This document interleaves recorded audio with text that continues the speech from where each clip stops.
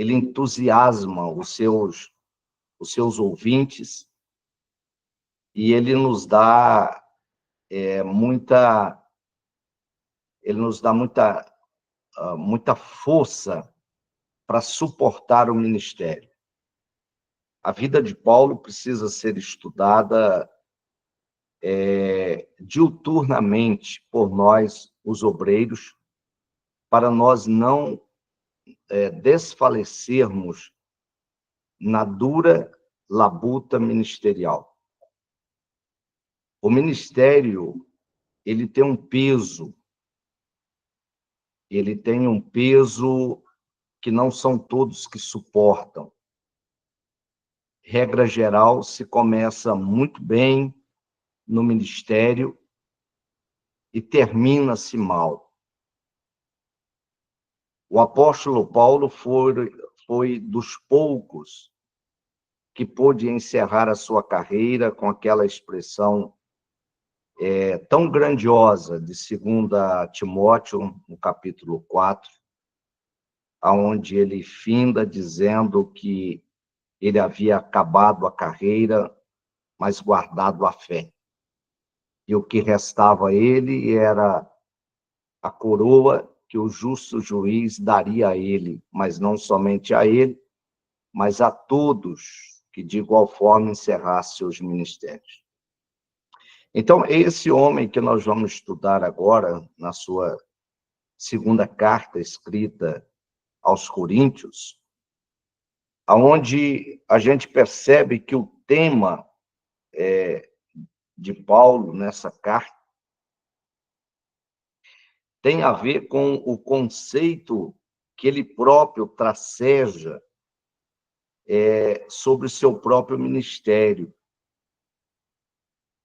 na forma como ele se relaciona com a igreja. Paulo tem uma interação que ela se confunde em momentos apostólicos, em momentos pastorais, em momentos como evangelista, e em outros momentos tornando-se um com a igreja. Então, Paulo, ele tem essa dinâmica e esse nível de entrelaçamento com a igreja.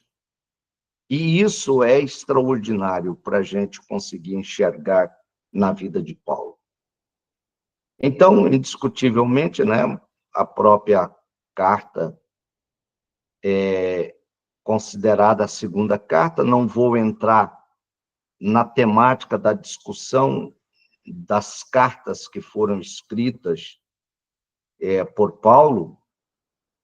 A teologia exacerba esse número, chega-se a hipóteses de 9 cartas escritas aos Coríntios, mas eu aprendi ao longo desse tempo que as controvérsias teológicas são para aqueles que se jactanciam do conhecimento humano.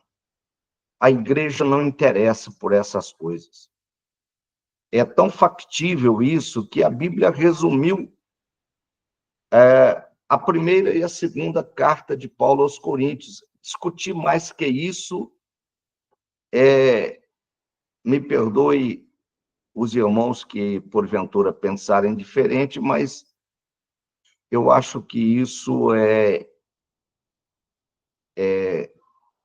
meramente uma tentativa de demonstração de conhecimento firmado no nada, porque desde o princípio se discute sobre essa quantificação de missivas paulinas, e já se passaram 2000 anos e até hoje não chegaram a nenhuma conclusão diferente daquela que a Bíblia fez constar nos cânones das Sagradas Escrituras. Portanto, fica aqui as minhas considerações, que embora o próprio apóstolo fale de uma outra carta, mas se Deus assim quisesse que o soubéssemos do seu conteúdo, certamente ela não teria se perdido, não teria ficado no esquecimento, ou pelo menos inacessível. Então, passo essa questão polêmica para afirmar nesses 2 pontos importantes dos escritos de Paulo aos Coríntios, e que nos interessa, e que é aquilo que contribui com a igreja, a primeira carta, a segunda carta. Embora, como eu disse, há essa discussão de outras cartas, e pelo menos uma terceira carta que o próprio apóstolo cita sobre ela.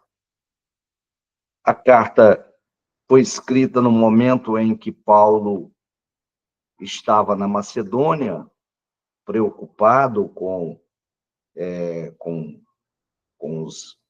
os rumos que a igreja de Corintos tomaria depois da sua primeira carta, e ele escreve essa carta quando ele está na sua terceira viagem missionária. Nós vamos enxergar nessa carta, e eu quero aqui primeiro, seguindo até a didática proposta no curso, ter aquela visão panorâmica conosco sobre como é que essa carta foi tecida nas penas dos escritos paulinos. Ele começa, como sempre, naquela saudação costumeira, e ele avança, né, nas ações de graças, bastante longas, e ele vai tornando a narrativa, além de longa, ela vai trazendo uma recordação das suas próprias experiências, e isso torna um momento muito emotivo para Paulo. Ele faz uma defesa, logo depois das ações de graça, da sua viagem, dos seus planos de viagem. Ele deixa bem claro que o seu comprometimento com Deus não lhe permite agir com irresponsabilidade. Ele diz que não agiu com descaso, ou com qualquer outra negatividade, mas ele tem um motivo porque ele alterou os planos da viagem. É que ele não gostaria de visitar os coríntios, encontrando-os em tristeza.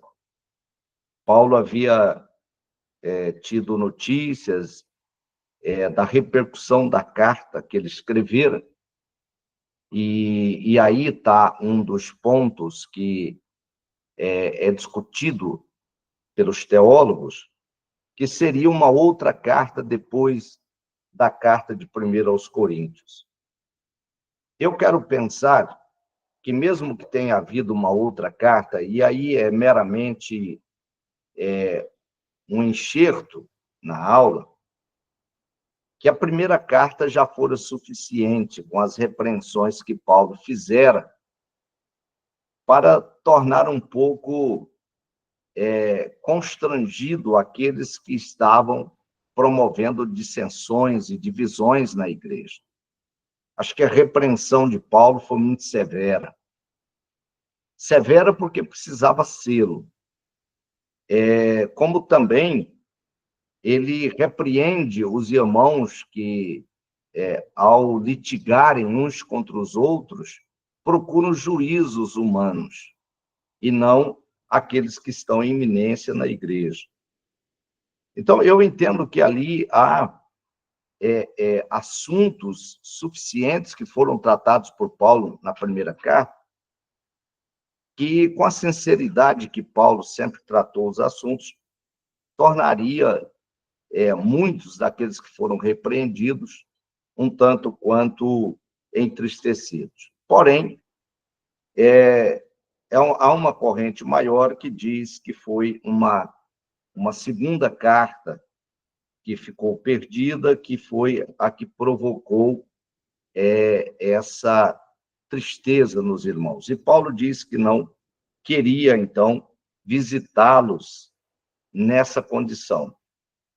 ele vai listar esses acontecimentos que o levaram a escrever a carta, né? Eu acho até interessante que isso está aqui nos versos 12 e 13, que ele relata que é o fato de ele ter chegado em Troade e não ter encontrado Tito. E isso lhe trouxe uma preocupação, dado o cuidado que Paulo tinha com os seus companheiros de ministério. Então, ele se despede dos irmãos em Troade e ele vai para Macedônia, na esperança de encontrar Tito.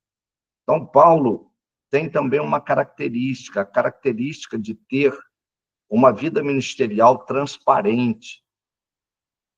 E isso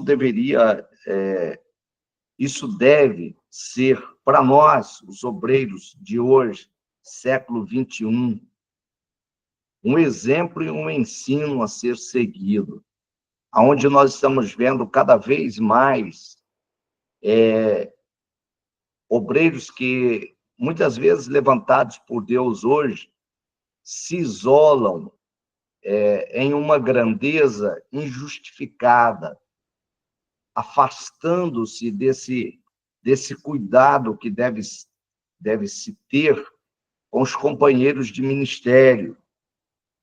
A gente percebe que Paulo tem a preocupação, quando a gente vê a finalização de cada carta que ele escreve, o número de colaboradores que ele cita, inclusive sabendo, mesmo naquele tempo, no contexto daquele tempo, as dificuldades de comunicação, e ele sabia exatamente onde cada um deles estava.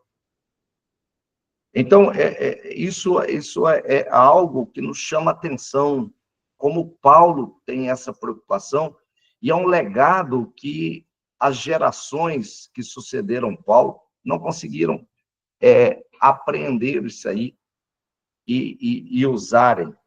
Nós vemos hoje, né,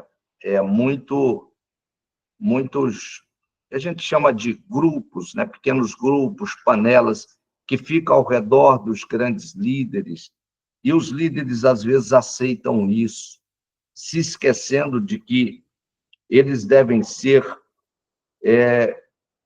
um obreiro, um pastor de todos, e não de um pequeno grupo, daquele grupo que o satisfaz naquilo que ele acha que é mais importante. Então, Paulo insiste, após isso, em dizer, sabendo ele que estava sendo questionado no seu apostolado, que a capacidade dele era uma capacidade que vinha de Deus. E que, por causa dessa capacidade, ele acabava causando divisões em pessoas que, por causa de invejas e por outras razões, não aceitavam o ministério de Paulo, mas ele disse que nele, no seu conhecimento, no seu relacionamento, ele acabava por exalar o bom cheiro de Cristo naqueles que se salvavam e naqueles que se perdiam. Então, Paulo faz aqui uma metáfora, quando ele aplica esse exalamento do conhecimento de Cristo, que é capaz de produzir um perfume que atrai e repulsa ao mesmo tempo. Atrai os que são de Cristo e afasta os que são contrários. E com isso, é a razão que o obreiro que é produtivo na obra, ele vai experimentar esse mesmo dissabor de Paulo. Ele vai ter inimigos que ele nem terá conhecimento deles. E por que razão? Por causa da produtividade que é produzida pelo conhecimento de Deus que está na vida de um obreiro. Então, ele diz que ele recebe esse ministério, claro, pela graça e bondade de Deus, e que esse ministério que tipologicamente, ele está na nova aliança, o faz comprometido com a proclamação do Evangelho. O Evangelho, que é a única coisa que ressalta a glória de Cristo nesse mundo. E que para ele, Paulo, não importava qual era as suas dificuldades, quais eram os seus sofrimentos. Para ele, o que importava era que ele anunciava Cristo e que Cristo era o grande tesouro, um tesouro que estava dentro dele como um vaso de barro, né? Esse tesouro era o conhecimento de Cristo. É interessante ressaltar que quanto mais nós conhecemos de Cristo, mais nós temos da sua pessoa. Até lembrando que isso é tão verdadeiro porque a Bíblia afirma, em João capítulo 1, verso 1, que Jesus é o Verbo de Deus. Ele se tornou o Verbo encarnado. Mas quando ele é assunto ao céu, quando ele ressuscita, ele volta à condição de verbo, ele volta à condição de palavra, de ação de Deus. De forma que quando eu me torno totalmente submerso nesse conhecimento, eu me torno impregnado de Cristo. Razão pela qual esse próprio verbo vai estar dentro desse vaso que não passa de um vaso fraco, frágil de barro. E que Paulo diz que não importa, quando esse vaso aqui se desfizer, essa casa, esse tabernáculo, que então é o verdadeiro vaso, né? Será a nossa casa celestial, que nós haveremos de receber. Quando nós olhamos para 1 Coríntios, capítulo 2, verso 16, a Bíblia diz que nós temos a mente de Cristo. Logo, o que eu estou dizendo que quanto mais conhecimento de Cristo temos, mais dele possuímos, eu estou baseando no ensinamento de Paulo. Quanto mais eu conheço de Cristo, mais eu tenho da sua mente, mais eu tenho a efetiva glória do poder de Deus atuando através da minha vida e do meu ministério. Portanto, um obreiro sem conhecimento de Cristo é um obreiro pobre, na acepção da palavra, no sentido de vazio, de destituído de conhecimento. Então, o ministério, ele não pode ser visto como algo que é feito como uma obra de manufatura, aonde você simplesmente serve por servir. Inclusive, eu quero relembrar os irmãos que quando da escolha dos diáconos, no capítulo 6 de Atos dos Apóstolos, a condição, os requisitos para a escolha dos diáconos era que eles fossem homens íntegros, cheios de sabedoria e cheios do Espírito Santo. Portanto, é inadmissível que nós tenhamos obreiros, por mais atuantes e servis que sejam, mas estejam destituídos do conhecimento de Deus. Então, nessa visão, nessa caminhada de Paulo, que diz, então, estar cheio, embora sendo um vaso de barro, estar cheio de Deus, cheio de Cristo, é que o capacitou para ser embaixador de Cristo. E ele diz que era um embaixador em cadeias, aonde ele estava reconciliando todos aqueles que haviam de ser reconciliados por meio de Cristo, pela fé em Deus. Então, é muito bonito essa narrativa de Paulo, porque ele está fazendo aqui a sua plataforma para lá na frente ele desmontar o argumento dos falsos obreiros que questionavam a sua autoridade apostólica. O que eu acho aqui extraordinário dessa introdução de Paulo é que Paulo ele não usa uma autoridade na base da força ou da retórica histórica, de dizer, não, porque eu tive revelações, porque Deus me falou, e etc., etc., como a gente, nos dias atuais, tem visto muita gente usando de autoridade meramente por aspectos históricos. Paulo mostra que isso continua tão vivo na vida dele como no dia em que ele teve o seu primeiro encontro com Cristo. Cristo está presente na vida de Paulo. Bom, a essa altura, Paulo, então, retoma, já no capítulo 7, né, a questão da volta de Tito e do relatório bastante animador que Tito trouxe a ele. E Paulo fica bastante eufórico, aliviado, porque as informações que ele recebe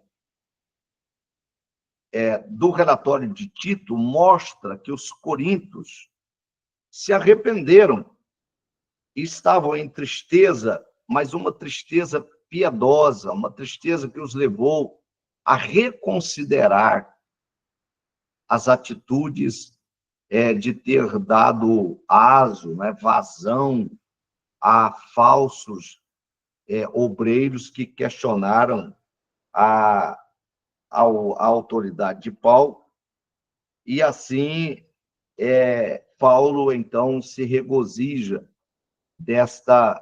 desse encontro com Tito, quando ele consegue receber esse relatório.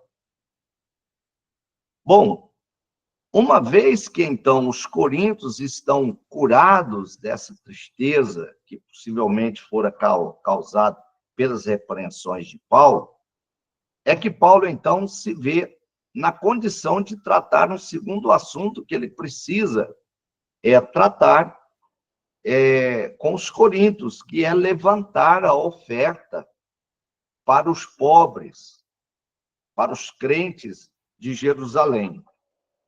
Lembrando aos irmãos que Jerusalém fora visitada por uma fome já anteriormente vaticinada em tempos passados pelo profeta Ágabo. E Paulo tinha uma preocupação, a preocupação de cuidar dos pobres. Quero ressaltar aqui esse outro ponto importante do ministério de Paulo. A preocupação que ele tinha com aquilo que o Evangelho recomenda e que nós, igreja do século XXI, esquecemos. Cuidar dos órfãos, das viúvas e dos pobres. As nossas igrejas se enriquecem hoje, criando monopólios, oligopólios, criando instrumentos de competições socioeconômicas nas suas cidades e estados, e às vezes causando muito mais o escândalo para os cidadãos do que produzindo glória para Deus. É contraditório, meus queridos irmãos. Posso até não agradar a muitos com esse assunto agora.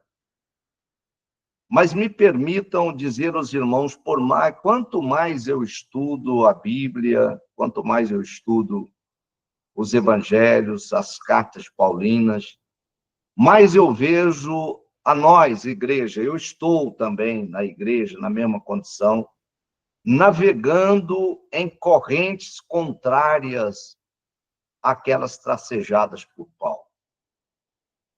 Isso é um assunto que deveria nos preocupar, porque nós estamos vendo hoje a ascensão de pessoas nobres e poderosas que Paulo escreve já aos Coríntios, dizendo: não são muitos poderosos, nem muitos nobres, nem muito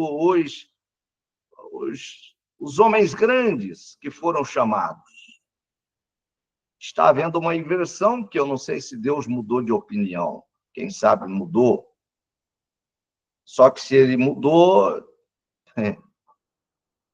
eu estou sendo irônico, eu não tenho essa informação ainda. Não sei quem poderia dar. É lamentável, mas nós estamos vendo o escândalo por causa dos nossos pobres, dos nossos órfãos, as nossas viúvas, as nossas crianças desguarnecidas, sem a proteção de uma boa escola que poderíamos dar a elas, protegidas pelo Evangelho, por bons professores, pedagogos formados no Evangelho e na teologia paulina.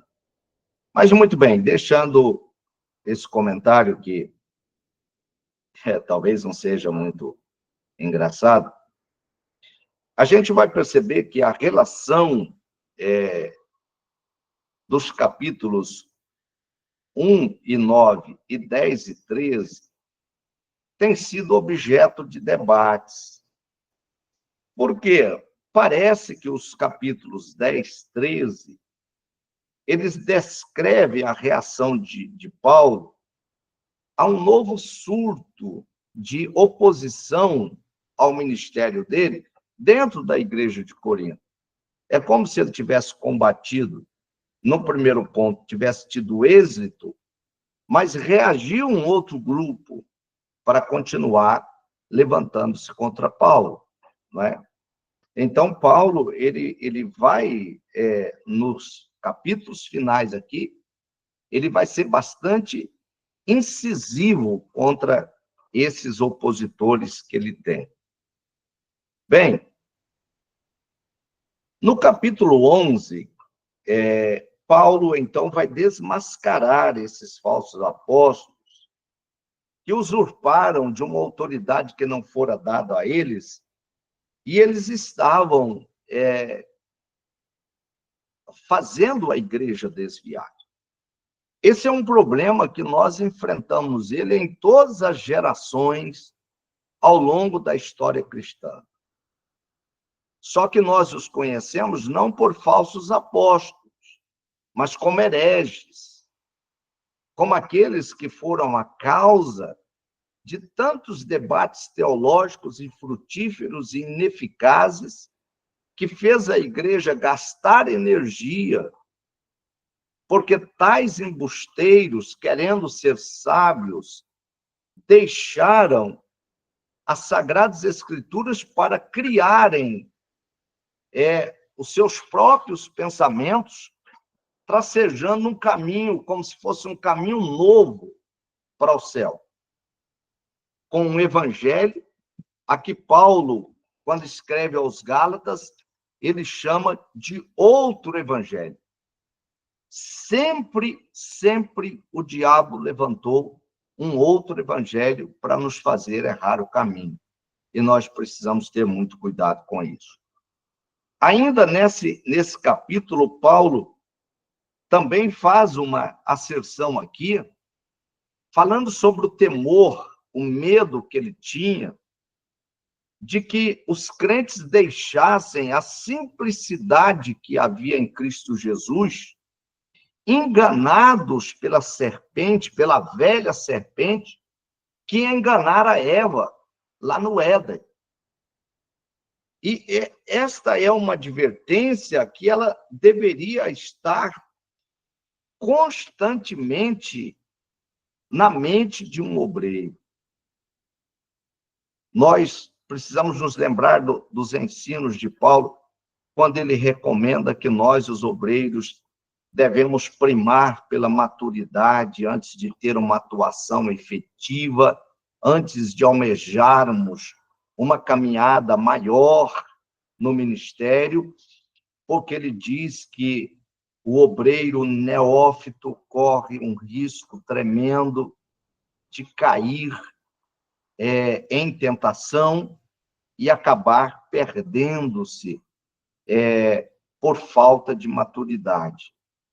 Agora, o que dizer disso se a igreja de hoje, eu não sei aí no estado dos irmãos, mas aqui para nós estamos vendo menino aqui de 18, 19 anos dirigindo igrejas com 2 anos de fé, com 3 anos de fé, o que não sei, como eu disse, não sei se a Bíblia mudou, se os escritores mudaram o contexto, né, e o conteúdo bíblico, porque se a prevalecer o que foi escrito por eles, tem alguma coisa que não está funcionando bem.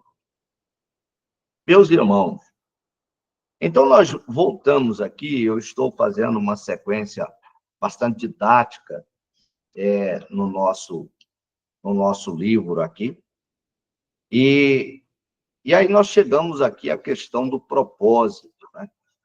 O propósito principal da epístola, que foi o combate aos antagonistas da fé e do ministério apostólico de Paulo. O que eu quero aqui levantar? É que Paulo tem um zelo bastante acentuado em combater as divergências em relação ao Evangelho. E se os irmãos me permitem fazer aqui um pontuar, a gente não vê essa preocupação hoje. Quando eu vim para a Igreja Assembleia de Deus, se eu saísse aqui do Goiás e eu fosse para o estado de vocês, eu iria para aí com a certeza que só seria recebido se eu tivesse portando uma carta de recomendação e dentro de certos parâmetros doutrinários, sob pena do pastor, presidente ou um dirigente aí me colocar à prova até que fosse comunicado com o meu pastor aqui no Goiás para saber exatamente como era a minha procedência. Usar o púlpito da igreja era depois que o obreiro que era recebido na igreja local demonstrava, após aproximadamente 1 ano de membresia, que ele tinha os atributos que pudesse lhe oferecer o púlpito para que ele fizesse uma mensagem, uma pregação qualquer. Hoje isso não é observado mais. E nós estamos dando, inclusive, os nossos púlpitos para aqueles que saem do mundo da televisão, do mundo do pior que existe, do mundo artístico, e eles já vêm direto para os púlpitos das nossas igrejas e se tornam os oradores dos nossos congressos, onde estão os nossos jovens, que imaturos são atraídos pela fama daqueles que já perderam a condição de manter o sucesso no mundo e aí viraram para dentro das igrejas. E nós os recebemos como grandes autoridades, como a igreja, por um momento, em Atos dos Apóstolos, recebeu Simão Mágico, onde todos o tinham como um grande personagem, mas Pedro o desmascarou, chamando-o de filho do diabo. Então, nós precisamos ter cuidado com o propósito que Paulo, aqui, para escrever a sua carta, ele vai visar exatamente aqueles que eles são opositores, porque sendo opositor de Paulo, na verdade, ele se torna um opositor do próprio Evangelho, né? E isso é um perigo muito grande. Bom, então, Paulo, nessa circunstância, ele escreve a sua segunda carta, expressando alegria agora pelas notícias animadoras que ele havia recebido, não é? E por essa razão, Paulo está recobrado na sua força para combater, no segundo momento, agora, os falsos mestres que estão ali dentro da igreja. Bem, o que nós vamos ver aqui agora, já caminhando para o final? De forma agora um pouco mais criteriosa, nós vamos ver que Paulo faz uma defesa escrita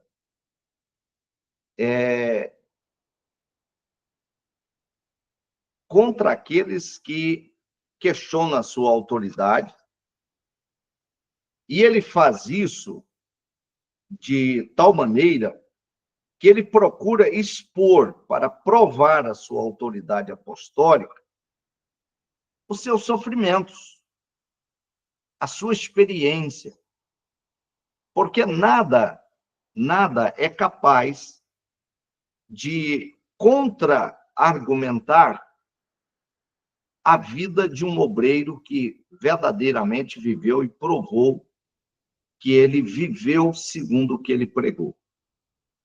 Então, Paulo, ele faz isso mostrando os seus sofrimentos por causa de Cristo, por causa do Evangelho, o que era exatamente antagônico ao modus de vida dos falsos mestres. Isso ainda é presente nos dias de hoje, quando a gente percebe que a verdadeira obra é feita por homens que não têm nenhuma regalia ministerial.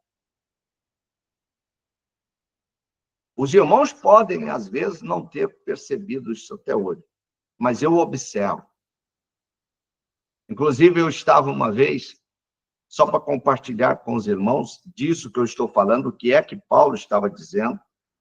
Eu convidei um pastor bem-sucedido aqui em Goiás, para nos acompanhar no trabalho que nós temos na África, o trabalho de missão desde 97. E o moço que nós tínhamos lá como missionário era um obreiro de uma certa experiência, mas não tinha nenhum nome, por assim dizer. Era, eu diria, um obreiro de terceira categoria.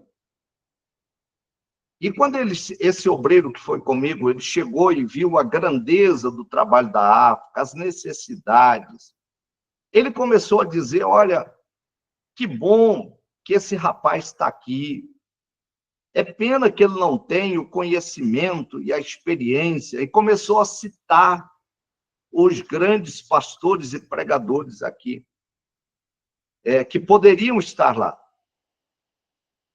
Aí, no terceiro dia, mais ou menos, eu virei e disse a ele, falei, irmão, pastor fulano, o senhor sabe por que está aqui esse rapaz que não tem toda essa competência que o senhor desejaria que ele tivesse? É porque pessoas como o irmão, que ele era um dos pregadores daqui, pessoas como o irmão não vêm para um lugar desse aqui, a não ser se for com alto salário, que a igreja não conseguiria pagar. Os que vêm para esses rincões, para esses lugares ermos, para esses lugares de poucos recursos, são aqueles que são atraídos pelo desejo e a vontade de servir a Deus e que não têm oportunidade de estar numa escola para aprender antes de vir para cá. Então, como os grandes não querem vir, eles se servem desses pequenos para eles não saírem de onde estão. E essa é a grande realidade. Você nunca viu alguém de uma grande igreja dizer, bom, eu agora fiz uma grande obra e Deus está me chamando para fazer uma outra grande obra em um outro país, em um outro estado, onde não tem absolutamente ninguém. O Deus que me usou para fazer essa obra aqui, vai me usar para fazer obra em outro lugar. Olha, queridos, é o exemplo de Paulo. Paulo fundou a igreja de Corinto, ele ficou lá 1 ano e meio, 2 anos, e ele foi embora.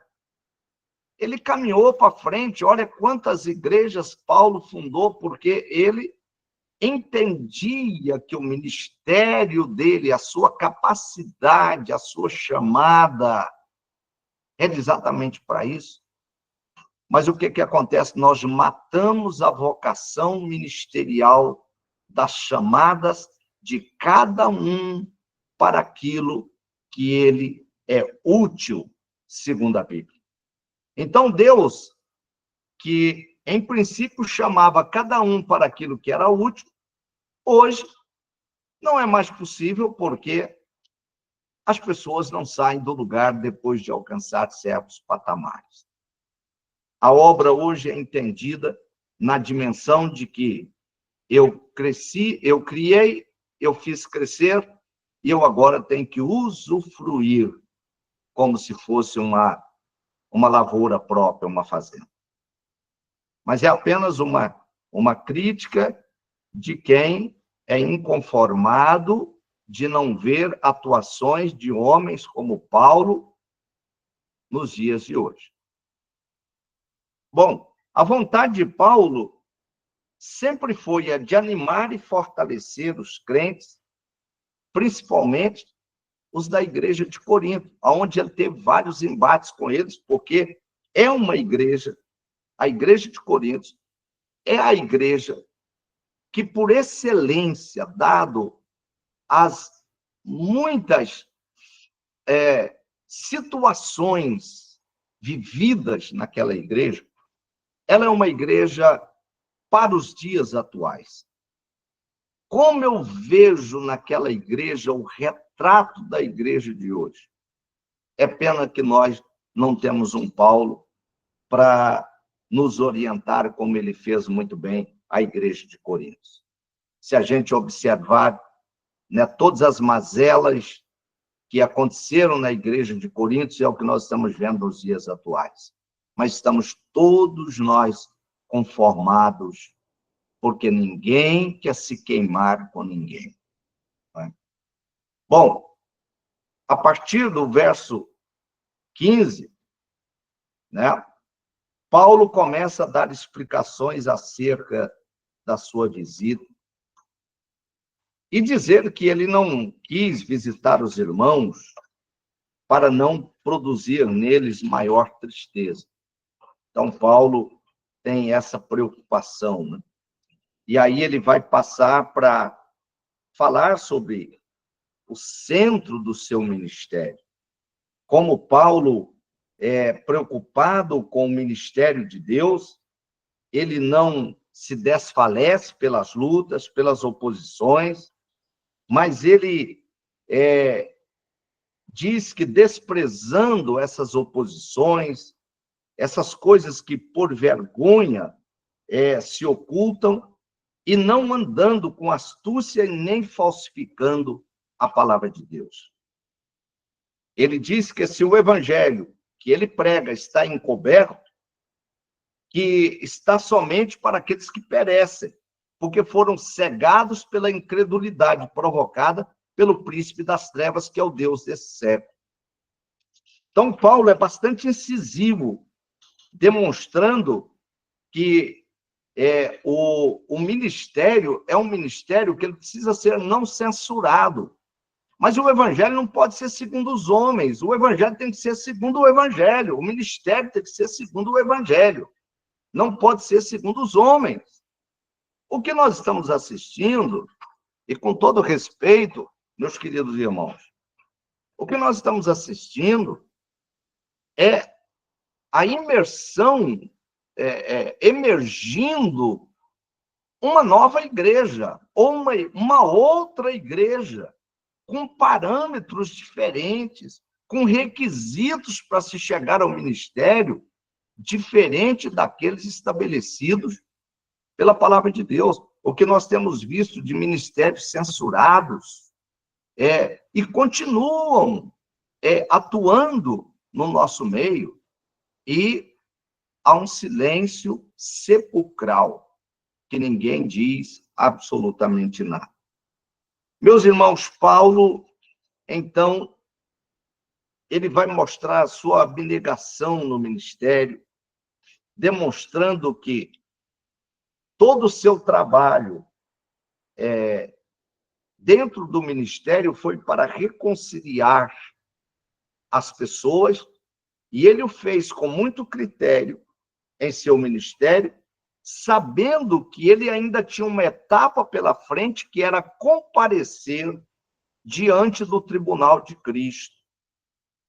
Muito embora, né, todos nós ouvimos sempre que comparecer diante do tribunal de Cristo não vai implicar em perda de salvação. Mas o que nós não estamos levando em consideração é que vai se perder muitos galardões e muitos serão salvos envergonhados.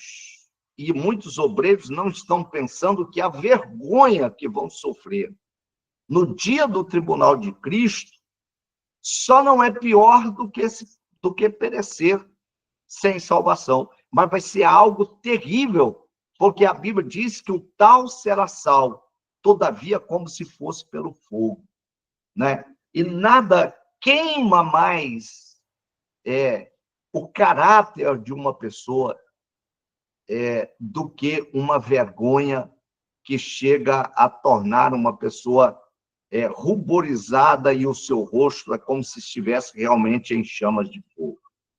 Então, Paulo diz que o seu ministério foi um ministério não censurado, porque ele sabia que deveria comparecer diante do tribunal de Cristo. Teve uma abnegação muito grande no ministério. E ele chegou a dizer que o seu ministério era recomendável, tanto é que ele estava na muita paciência, nas aflições, nas necessidades, nas angústias, nos açoites, nas prisões, nos tumultos, nos trabalhos, nas vigílias e nos jejuns. Eu queria saber aonde é que nós encontramos, a não ser em lugares muito remotos, obreiros que estejam com esse nível de sofrimento. Meus irmãos, eu nos convido a refletir sobre a verdadeira natureza do Evangelho diante daquilo que nós enxergamos vivenciado pelos apóstolos e pelos discípulos dos apóstolos.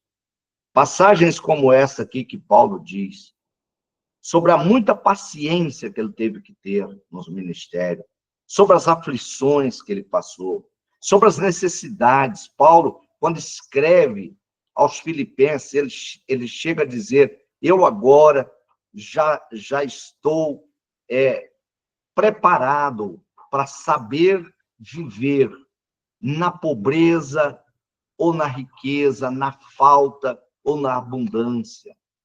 E é por isso que ele diz: posso todas as coisas naquele que me fortalece. É porque ele podia o muito, mas ele podia também o pouco.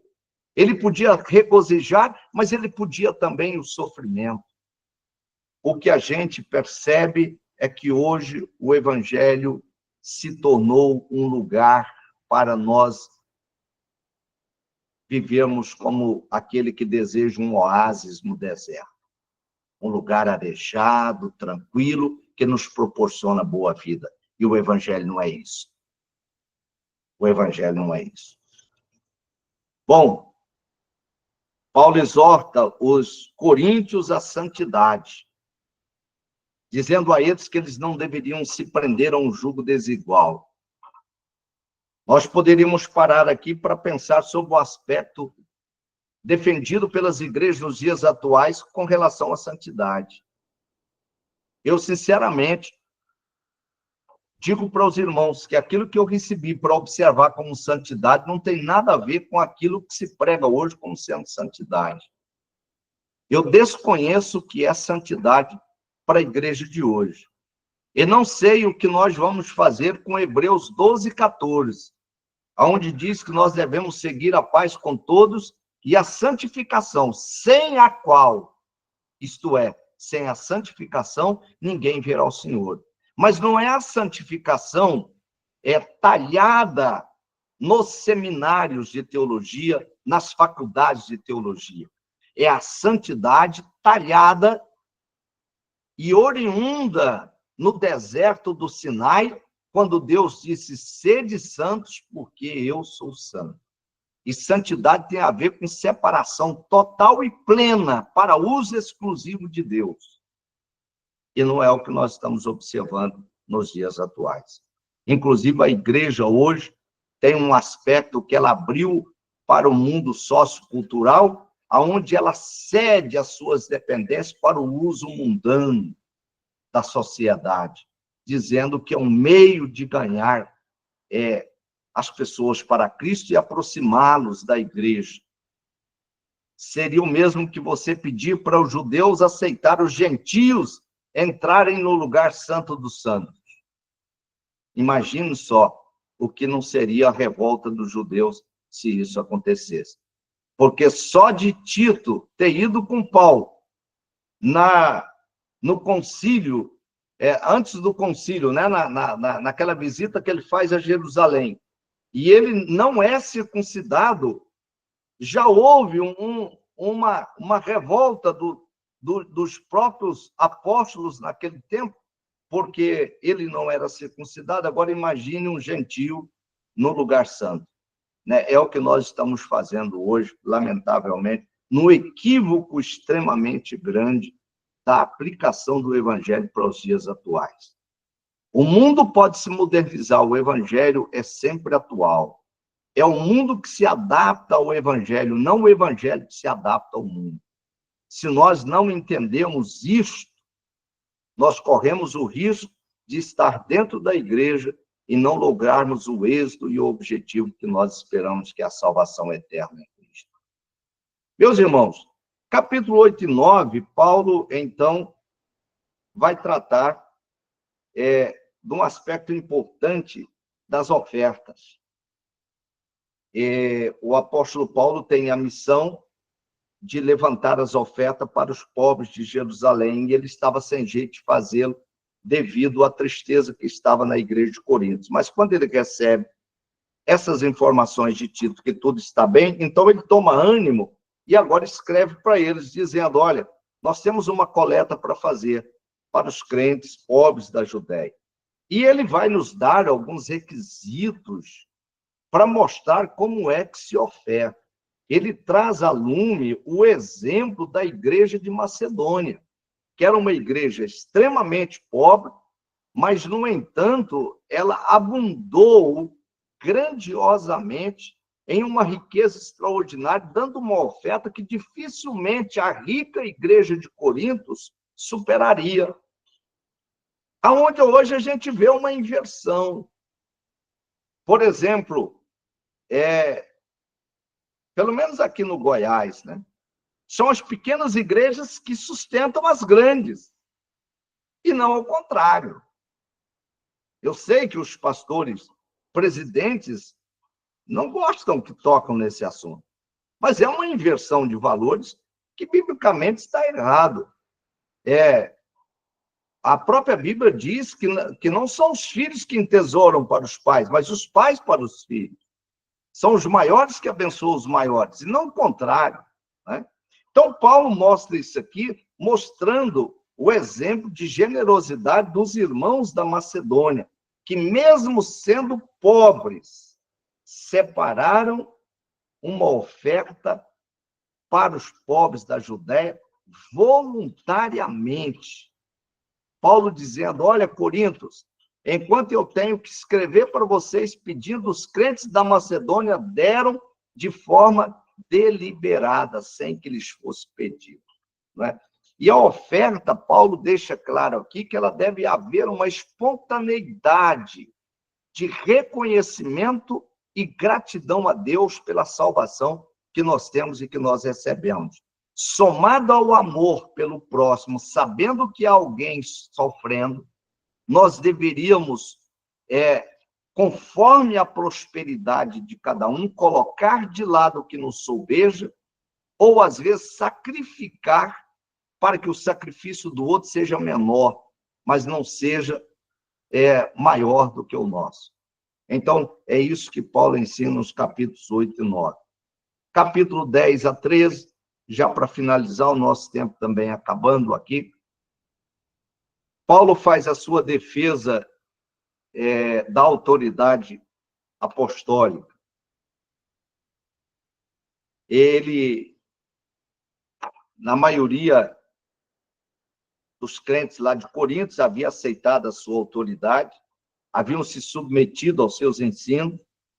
No entanto, havia ficado um grupo que resistia ainda aos ensinos de Paulo e que, de alguma forma, estava tentando influenciar a igreja com falsos ensinos, dizendo-se que eles também eram homens virtuosos.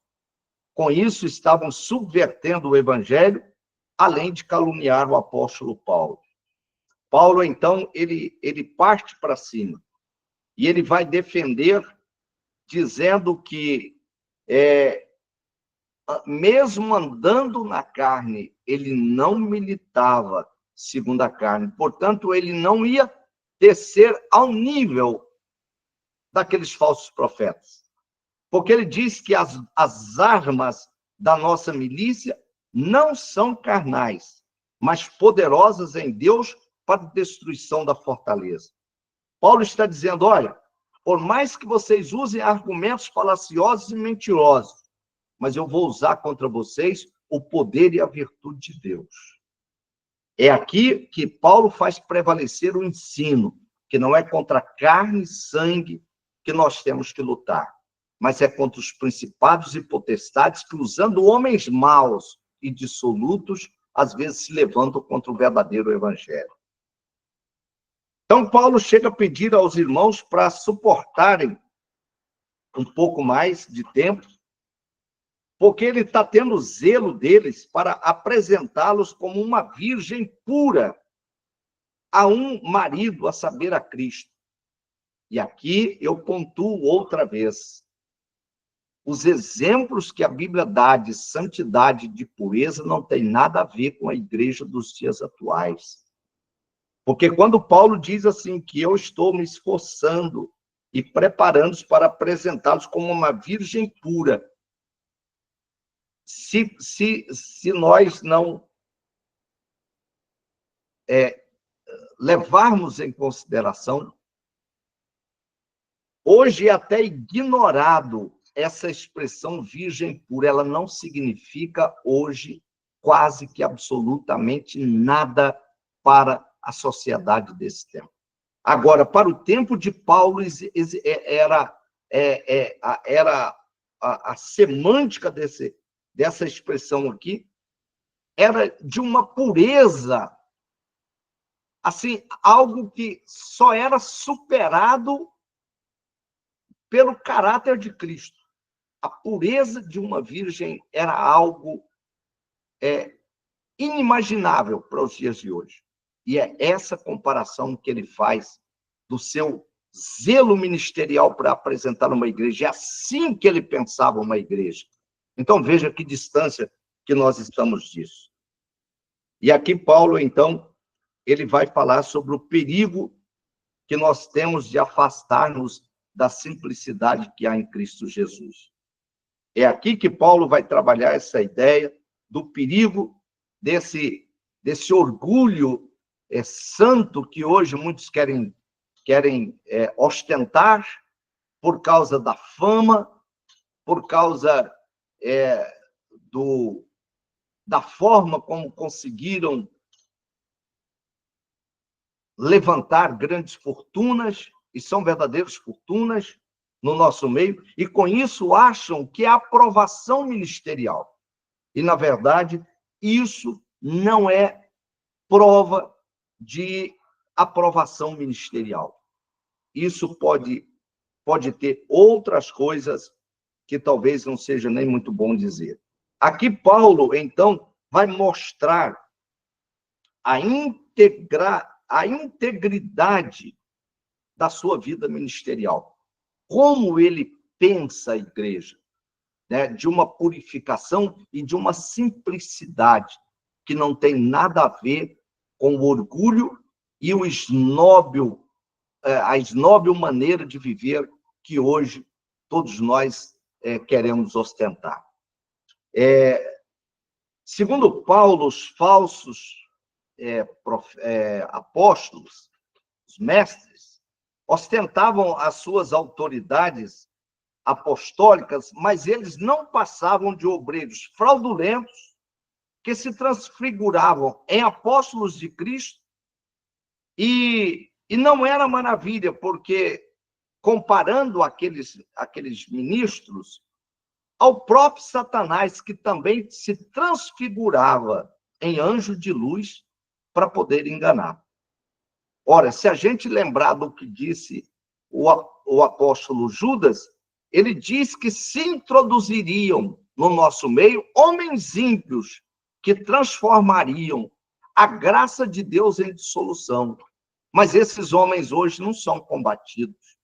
Por quê? Porque estamos faltando com autoridade paulina para combater esses homens. Muito bem.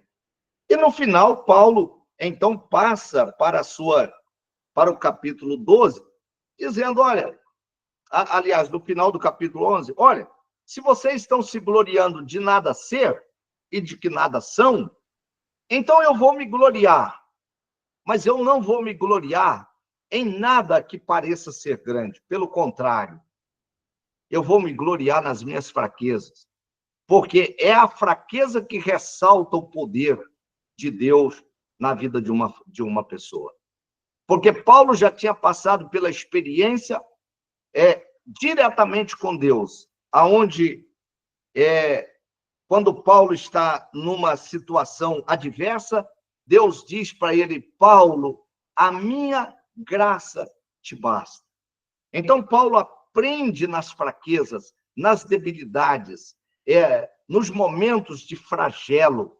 São esses os momentos que Deus está com Paulo para levantá-lo num segundo momento com autoridade apostólica que ninguém conseguiu ficar diante de Paulo.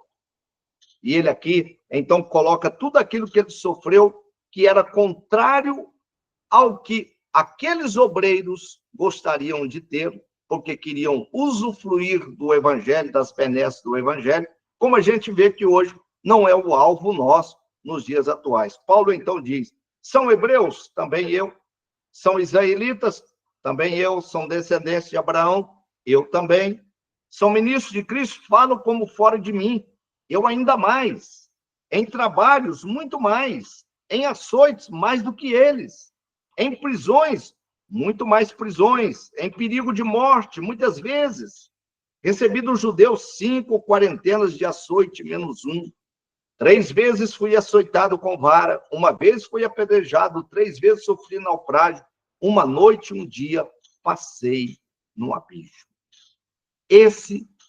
Essa era a autoridade de Paulo como apóstolo, aquele que sofreu pela causa de Cristo. É por isso que ele pôde dizer, eu trago no meu corpo o resto das aflições de Cristo.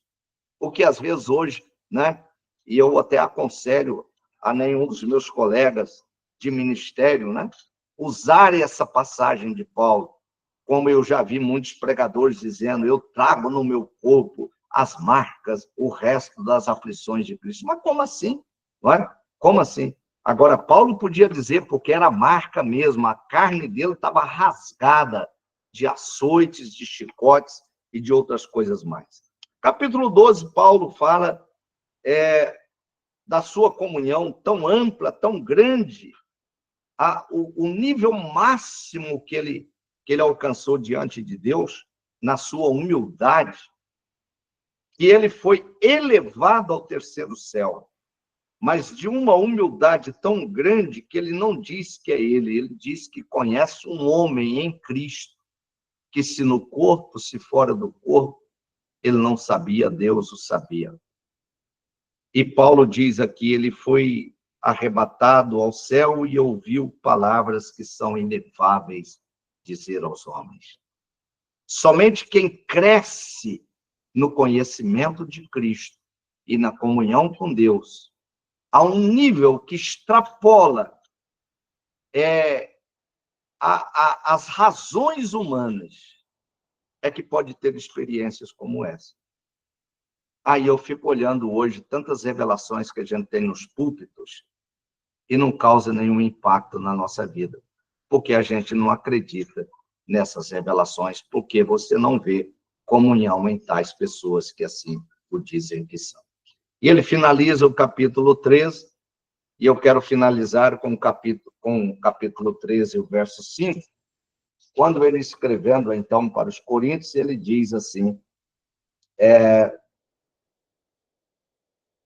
examinai-vos a vós mesmos, se permaneceis na fé. Ou não sabeis quanto a vós mesmos, que Jesus Cristo está em vós, se não é que já estáis reprovados. Então, essa carta aqui nos ensina e nos adverte sobre o perigo de, às vezes, acharmos que estamos militando no ministério de Cristo, quando, na verdade, nós estamos militando contra o ministério de Cristo. E a advertência de Paulo é: cuidado, porque pode ser que vocês já estejam reprovados, porque uma vez que alguém age contra o evangelho de Cristo, ainda que por ignorância, ele estará agindo contra o próprio Deus. É só lembrar da experiência de Paulo, quando Jesus disse para ele: Saulo, Saulo, por que me persegues? Ele ignorantemente não sabia que perseguia Cristo. Ele pensava que estava fazendo uma obra para Deus. Mas foi preciso que Jesus dissesse, quando ele perguntou: quem é, Senhor? Ele disse: eu sou Jesus a quem tu persegues. Então, é um perigo quando o obreiro, às vezes, não tendo conhecimento de Cristo, pensando fazer uma grande obra, acaba caindo no engodo dos falsos ensinadores de hoje, que não são poucos, e acabam sendo reprovados porque estão agindo contrário à mensagem do Evangelho para a glória de Deus. Que Deus abençoe a todos os irmãos, e eu espero aí ter contribuído, não ter sido tão cansativo para os irmãos, o que é normal numa aula expositiva. Deus abençoe, pastor.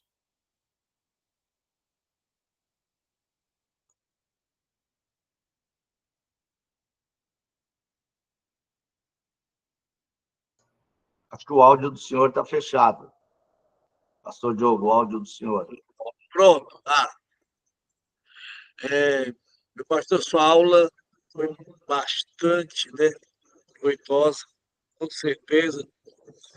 Acredito que tem alguns irmãos aí curiosos querendo fazer uma pergunta, talvez a sua pessoa. Está aí conosco o nosso pastor João Neto, que está conosco. Nós é uma honra receber ele. Tem mais irmãos também que estão dando esse prazer também de estar e ouvir. Para mim, é uma alegria. É o segundo momento que nós temos, né? O primeiro momento, já é o segundo momento. Eu estou muito feliz em ouvir e aprender um pouco mais. Eu creio que esse é o segredo do nosso crescimento, é aprender, aprender. E é desta forma que o cristão ele cresce. Né? Então, desta forma, eu sou muito grato à sua pessoa, por esta aula brilhante para todos nós. Teve os irmãos que colocaram os pensamentos aqui no chat que, né, falaram aqui algo, e depois a gente pode até compartilhar os pensamentos deles. Muito obrigado, pastor Olivar Basílio. Esperamos ter outros encontros, pois para marcar um encontro com o senhor não é fácil. Né? O senhor viaja muito, graças a Deus, na obra, né? E também tem outros trabalhos também que traz esse crescimento, né, para não só para nós, mas para outras áreas também, no qual o senhor se não posso me expressar, que é importante. né? Eu louvo a Deus pela sua vida, pela sua humildade, e também agradecer também pelo Senhor nos dar esta honra de estáis quase mais de hora conosco. Louvo a Deus pela sua vida. Esperamos ter outros momentos com a sua pessoa. Grato de todo o meu coração, tanto a sua pessoa, como também a Filomena, que tem sido essa pessoa que tem nos ajudado bastante. Muito obrigado, meu pastor. Eu gostaria muito que o senhor nos orasse por nós, nos abençoasse. Amém. Agradeço pelas palavras e desejo aí que qualquer irmão, em qualquer momento, se quiser anotar, pegar com o senhor nosso contato, manter contato, escrever, perguntar alguma coisa, eu estou à disposição para qualquer necessidade. Sou companheiro da obra. Amém? E vamos encerrar, então, em oração. E peço também que, posteriormente, os irmãos continuem orando por nós. Ore por nós, pela nossa vida, pelo nosso ministério. Senhor Deus, eterno Pai, Criador celestial, é no poderoso nome do Senhor Jesus que juntos agora, Senhor, nós nos elevamos diante da Tua face em oração, no nome santo do Senhor Jesus Cristo. Primeiramente, Senhor, agradecendo por esses momentos de comunhão, em que tivemos aqui, Senhor, essa aula para reflexão da Tua palavra. Ó Deus, no nome de Jesus Cristo, queremos agradecer pela vida de todos aqueles que participaram dessa aula, pela coordenação, na direção do evangelista irmão Diogo, de todos os alunos que aqui participaram. Senhor, se há alguma coisa de venturosa, alguma coisa, Senhor, de proveitosa para os teus filhos, que o Senhor coloque em seus corações. Que o Senhor possa fazer, Senhor, com que haja o crescimento espiritual, que haja propósito definido na vida de cada um deles, que haja, Senhor, um retorno, Senhor, para que nós possamos, ó Deus, viver o verdadeiro evangelho, o evangelho, Senhor, que glorifica o teu nome, que te exalta.